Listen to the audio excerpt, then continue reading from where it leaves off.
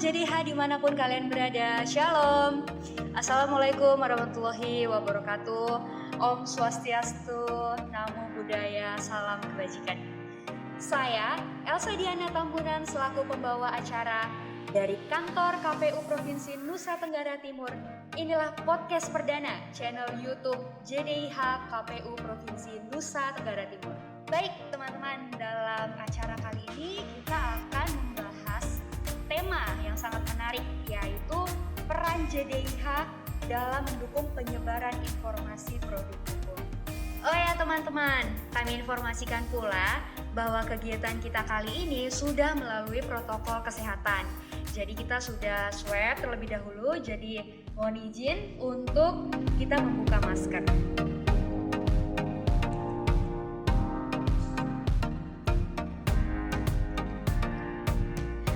Baik teman-teman, di edisi perdana kita kali ini telah hadir narasumber kita yang sangat spesial, yaitu Bapak Jeffrey Gala selaku Ketua Divisi Hukum dan Pengawasan KPU Provinsi Nusa Tenggara Timur.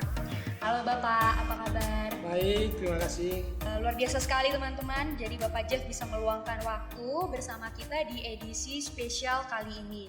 Nah Pak, sesuai tema kita tadi, sebelum kita berbincang lebih jauh nih Pak, kan kita tadi banyak menyebutkan JDIH gitu ya. Mungkin bisa dijelaskan terlebih dahulu Pak, apa sih JDIH itu? Baik, terima kasih Mbak Elsa. Tentu kita memberikan apresiasi bahwa hari ini kita bisa bicara, menyampaikan informasi terkait dengan peran JDIH. Jadi sebelum kita memberikan penjelasan lebih detail lagi terkait dengan JDIH, itu perlu kita ketahui bersama bahwa JDIH itu sebenarnya adalah jaringan dokumentasi informasi hukum. Jaringan JDIH ini merupakan jaringan yang sistem terpadu yang di dalamnya itu menjadi sarana itu untuk menyampaikan informasi-informasi terkait dengan berbagai macam produk-produk hukum yang dihasilkan oleh KPU secara berjenjang. Saya kira itu pengertian dari JDIH kita. Baik, lalu Pak ya, kenapa sih JDIH itu harus dibentuk? Sebelum saya menjelaskan lebih lanjut bahwa sebenarnya ada dua dasar yuridis kita atau pendasarannya terkait dengan pembentukan JDIH. Yang pertama itu seperti kita ketahui bersama itu ada Peraturan Presiden nomor 33 tahun 2012 di mana di dalamnya itu diamanatkan agar semua instansi itu wajib memiliki JDIH. Yang pertama. Kemudian secara substansi lagi ada dasar Undang-Undang 7 tahun 2017 tentang pemilihan umum. Itu di dalam salah satu ketentuannya mengisyaratkan, itu mewajibkan bahwa sekretariat KPU, sekretariat jenderal maupun secara berjenjang itu wajib menata kearsipan termasuk dengan dokumen-dokumen hukumnya. Oleh karena itu dari dua dasar itulah maka JDIH dibentuk khususnya di lingkungan KPU secara berjenjang baik di pusat, provinsi maupun kabupaten. Saya kira itu dua dasar yang menjadi dasar kita untuk membentuk JDIH.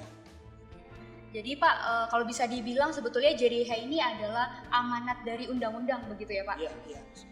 Oke, baik. Nah, lalu nih Pak, ketika misalnya teman-teman JDIH bingung gitu ya mau mencari produk hukum, apalagi yang berkaitan dalam pemilu atau pemilihan. Kira-kira di mana Pak JDIH ini dapat diakses? Jadi JDIH ini sebenarnya kalau mau kita simpelnya ya, jadi JDIH ini bisa ada di dalam genggaman kita. Jadi genggaman itu maksudnya bahwa kita bisa mengakses JDIH ini itu lewat HP kita, HP Android kita, kemudian lewat laptop, tentu yang harus terkoneksi dengan jaringan internet. Itu yang pertama. Sehingga lewat itu kita bisa mengakses secara lebih mudah melalui jdih.go.id. Itu bisa kita buka, kemudian kita sambungkan, lalu kita akses dokumennya.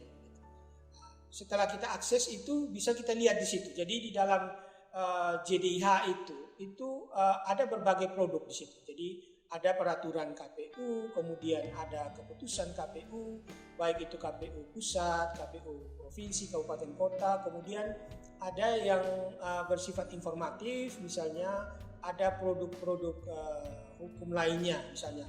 Kemudian ada juga keputusan-keputusan terkait dengan keputusan hasil perselisihan hasil pemilihan umum, kemudian keputusan DKPP dan sebagainya. Jadi sebenarnya intinya bahwa JDI-nya ini sangat mudah diakses. Jadi siapa saja bisa mengakses dengan menggunakan tadi alamat-alamat itu tadi. Jadi sesimpel kita membuka handphone, terhubung dengan internet, langsung klik JDIH bisa langsung ketemu ya. Saya kira begitu modelnya. Ya, luar biasa. Jadi lebih sangat mudah kita mengakses. Ya, luar biasa. Nah, lalu Pak ya, ketika kita misalnya mencari suatu keputusan atau peraturan, nah biasanya kan Pak di dalam website itu ada ditampilkan abstrak. Ya. Nah, mungkin bisa dijelaskan Pak kepada teman JDIH, kira-kira apa sih abstrak itu? Apakah wajib ada? Seperti itu. Teman-teman pemilih di manapun berada, jadi di dalam sistem website JDIH itu memang tidak hanya saja fitur yang memuat tentang abstrak itu, tapi ada beberapa fitur lainnya yang bisa kita akses. Jadi misalnya begini, kita mau mencari peraturan misalnya tahun 2018, 2019, 2020 dan seterusnya misalnya, itu kita bisa mengklik. Jadi ada bagian yang bisa kita klik tahunnya, jenis peraturannya dan seterusnya. Kemudian ada bagian yang cukup penting di situ tadi yang Mbak Elsa sampaikan terkait dengan abstrak. Jadi abstrak itu sebenarnya itu memuat ringkasan terkait dengan isi daripada keputusan atau peraturan atau surat dan sebagainya. Jadi waktu kita membuka itu kita tidak usah lagi bingung untuk mencari, tapi membaca terlebih dahulu abstrak yang ada.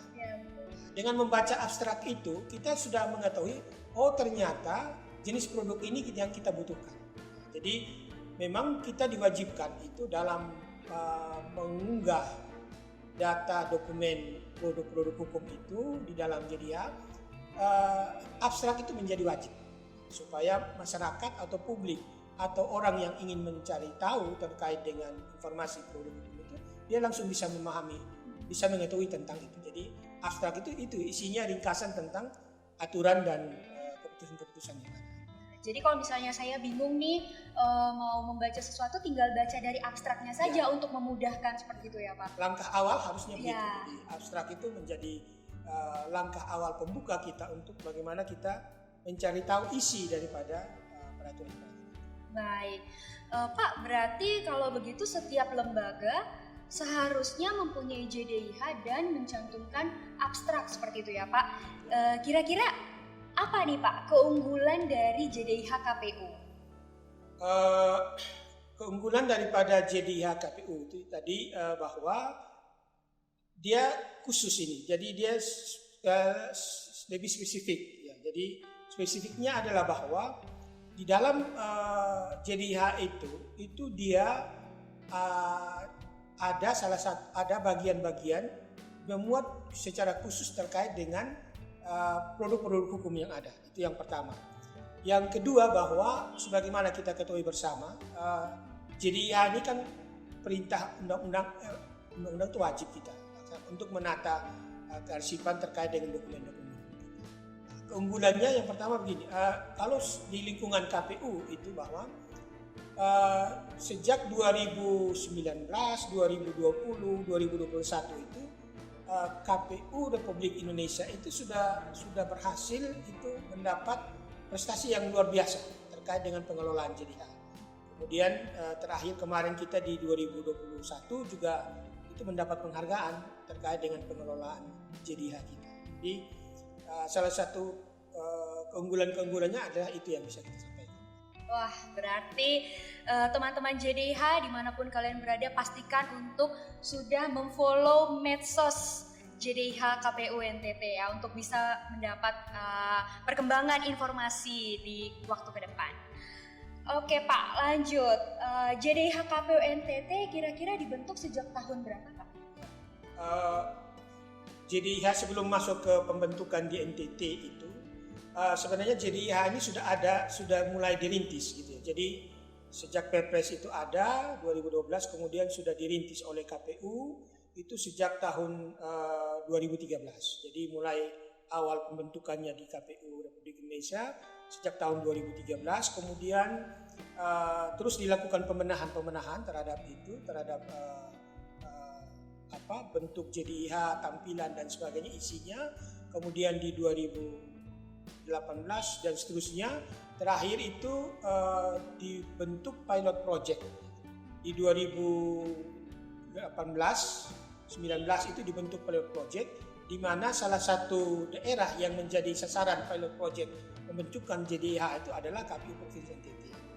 Nah, di 2019 itu, kemudian baru di 2019 itu ya, akhir 2019 dibentuklah JDIH di KPU Provinsi Nusa Tenggara Timur. Lalu tahun 2020 itu diikuti dengan pembentukan JDIH di 22 kabupaten kota di Provinsi NTT. Jadi saat ini semua KPU kabupaten kota sebanyak 22 itu sudah memiliki JDIH masing-masing. Jadi kita sudah memiliki itu.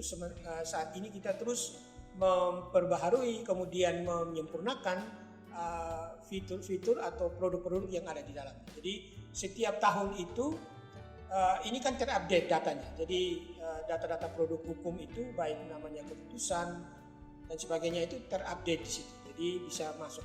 Kemudian selain produk-produk hukum juga ini, kita juga diberikan keterbukaan, membuka akses. Kita juga dibuka akses untuk menyampaikan lewat JDIH itu tentang informasi-informasi atau berita-berita terkait dengan kegiatan-kegiatan di bidang hukum. Itu juga bisa kita masukkan di JDIH. Jadi publik itu tidak hanya bisa mengakses keputusan, peraturan dan sebagainya, tapi juga bisa mengakses, bisa melihat kegiatan-kegiatan KPU secara berjenjang, itu khususnya kegiatan-kegiatan di bagian hukum. Kira begitu. Ya baik, berarti dari tahun 2019 sampai tahun 2020 dibentuk di kabupaten kota hingga saat ini, berarti sangat komprehensif gitu ya Pak, konten yang ada di dalam JDIH itu sendiri. Jadi karena dia terupdate, jadi informasinya terupdate ya, produk-produk yang dihasilkan oleh KPU, apakah itu misalnya kemarin yang 2020 ada pilkada serentak itu semua produk-produk hukumnya itu terupdate masuk ke situ. Apakah itu keputusan, kalau di tingkat pusat itu peraturan, keputusan, surat edaran, surat dinas itu seluruhnya masuk dalam JDIH KPU RI. Sedangkan kalau di provinsi dan kabupaten kota itu kan kita terbatas dua. Jadi keputusan Komisi Pemilihan Umumnya dan keputusan sekretaris ditambah dengan informasi-informasi terkait dengan berita-berita kegiatan itu tadi. Kira itu. Luar biasa. Wow. Berarti Pak, kalau dari situ muncul pertanyaan selanjutnya nih Pak. Salah satu upaya JDIH KPU NTT sendiri dalam pemanfaatan media sosial itu bagaimana Pak? Selain JDIH, selain JDIH itu kita sudah punya lewat pengembangan yang dilakukan oleh teman-teman di supporting system kita di sekretariat KPU itu, KPU Provinsi NTT kan ada bagian dan subbagian hukum. Melalui teman-teman di subbagian hukum ini secara teknis itu kita sudah mengembangkan itu. Jadi selain JDIH ada yang dikemas dalam dalam bentuk Instagram, kemudian Twitter, kemudian apalagi yang hari ini juga YouTube. Ya, YouTube itu sudah dikembangkan, mulai dikembangkan, sehingga kita tidak hanya fokus saja di JDIH, tapi pengembangan ini sudah ada. Nah, nanti ini akan kita juga dorong di tingkat kabupaten, KPU kabupaten kota agar juga terus menyempurnakan gitu. Jadi tidak monoton hanya JDIH, tapi ada juga bagian-bagian akses publik di media sosial itu yang bisa dikembangkan. Baik. Pak, tadi kan seperti yang disampaikan ya, kita ada media sosial JDIH, Instagram, Twitter, Facebook, dan lain sebagainya. Lalu Pak, bagaimana kira-kira upaya untuk menggait masyarakat nih, supaya mereka tertarik untuk membuka media sosial ini? Paling tidak begini, upaya yang kita lakukan adalah memperbanyak media-media informasi. Jadi selain JDIH, kemudian ada yang tadi Instagram, YouTube, dan sebagainya. Kita harapkan memang bahwa ini terus kita lakukan. Jadi sosialisasi ini terus kita lakukan dengan menampilkan produk-produk yang dapat dimanfaatkan oleh masyarakat. Kita harapkan bahwa dari kegiatan sosial kita, sosialisasi kita, terutama di YouTube dan sebagainya itu, masyarakat tertarik, dia melihat, kemudian menyaksikan, kemudian dia punya dia tertarik untuk bagaimana mencari tahu isi daripada JDIH itu. Nah, ini upaya terus kita lakukan, jadi tidak berhenti di sini. Apalagi dalam menjelang penyelenggaraan pemilihan serentak, ini kita juga sangat gencar ya, terus melakukan sosialisasi untuk ini. Jadi masyarakat bisa memanfaatkan media ini, tidak perlu lagi misalnya mencari informasi produk-produk hukum itu di berbagai tempat, tapi cukup di JDIH dan beberapa media lain. Jadi itu salah satu upaya kita. Tentu kita memohon dukungan dari semua pihak dan mendorong agar masyarakat punya rasa simpati, kemudian dia ingin mencari tahu gitu, tentang isi daripada JDIH dan produk-produk apa yang dihasilkan. Lalu Pak, ngomong-ngomong soal penyelenggaraan pemilu serentak pada tahun 2024 ini, bagaimana peran dan strategi JDIH khususnya KPU NTT dalam mendukung penyelenggaraan pemilu tadi Pak? Dengan upaya langkah-langkah, dengan upaya penyempurnaan. Jadi ada terus kita melakukan penyempurnaan terhadap produk-produk yang ada di dalam JDIH itu. Kemudian terus kita melakukan updating data produk-produk hukum itu, baik yang keputusan dan lain sebagainya. Itu menjadi langkah awal kita untuk bagaimana juga kita mendukung pelaksanaan penyelenggaraan pemilu tahun 2024 nanti. Jadi dengan kita menyajikan, dengan kita menyiapkan produk-produk itu, masyarakat, kemudian calon-calon peserta dan seterusnya, orang-orang yang punya kepentingan terhadap penyelenggaraan pemilu itu, mereka mudah mengakses. Kalau mereka sudah mudah mengakses, maka tentu kita tidak kesulitan lagi sebagai penyelenggara. Itu mereka sudah dapat berbagi informasi lewat media itu. Wah, teman JDIH, sangat luar biasa sekali penjelasan dari Bapak narasumber kita hari ini. Baik, Bapak untuk closing statement dipersilakan. Baik, terima kasih Mbak Elsa. Teman JDIH yang saya cintai, besar harapan kita agar teman-teman JDIH bisa mengakses produk-produk informasi-informasi hukum melalui podcast KPU Provinsi Nusa Tenggara Timur dan turut serta untuk menyukseskan pemilihan tahun 2024 yang akan datang. Baik teman-teman, kita sudah berada di penghujung acara. Untuk mengakhiri podcast kita kali ini, saya mau pantun nih. Lari sore di Jalan El Tari, jangan lupa beli jagung titi. Teman JDIH yang kami cintai, sudah baca JDIH hari ini? Teman-teman jangan lupa like, comment, share, dan subscribe channel YouTube JDIH KPU Provinsi NTT. Bersama saya, Elsa Diana Tambunan, dan narasumber kita Bapak Jeffrey Gala selaku Ketua Divisi Hukum dan Pengawasan KPU Provinsi NTT. Sampai jumpa di podcast berikutnya.